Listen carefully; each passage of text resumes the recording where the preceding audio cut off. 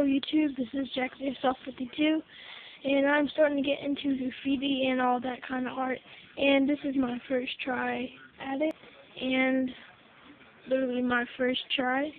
I've not erased the pencil inside of it, but I'm about to do that, and this is my first try on graffiti letters, 3D graffiti letters or bubble letters, as some people say. Yeah.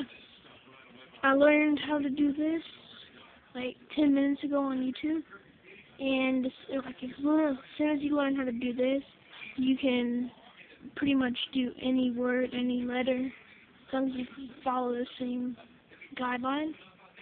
I will do a tutorial soon on how to draw graffiti or bubble letters, whatever you want to call them, very soon. So, yep, let me know what you think about it in the comment section. Don't forget to comment, rate, and subscribe.